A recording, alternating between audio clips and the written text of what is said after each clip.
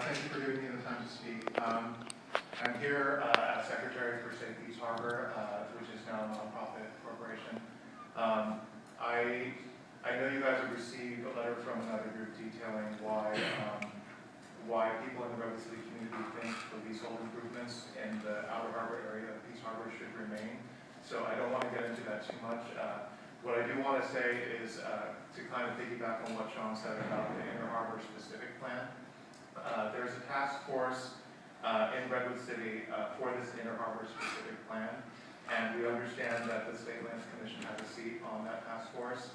I'm coming here today because I've attended the last 2 meetings of that task force as a member of the community, as Secretary for Peace Harbor, and I'm really concerned about the dissonance between the public input that's being given for this inner harbor area, which we feel should include Peace Harbor, but currently it's not, and the vision that's being presented by the city. There were almost 40 people at the last meeting on Tuesday night.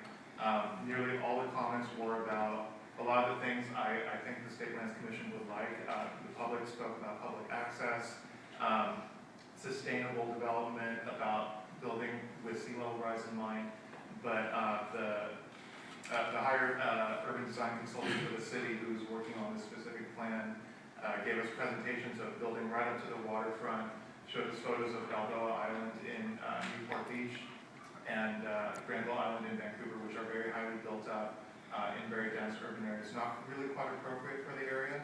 I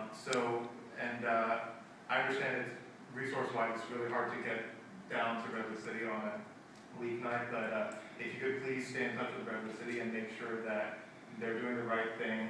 Since you guys do have a seat on the task force, it would be great if your input influenced them somewhat. I do also want to echo what Sean said, that Peace Harbor, we're here to make sure that the marina is preserved. We're not concerned about the leases, acquiring them for ourselves. We just want to make sure that the marina stays there. Just really quickly, we had an interesting case of, or an interesting example of how public access is being denied right now. On the 4th of July, hundreds of people drove down to Peace Harbor. It's a traditional place for people to go to see the fireworks over the day. Whether because there wasn't enough press about it or what, people didn't realize the harbor had been closed. So there was a huge traffic jam because the harbor was fenced up. There was no public access for all these people who have been enjoying it for decades. People know the place as a place to access the shore, to be on the waterfront, and to enjoy their community. So please, I hope whatever you do help out would be much appreciated. Thank you. Thank you. Next up is Wendy Stone. Thank you.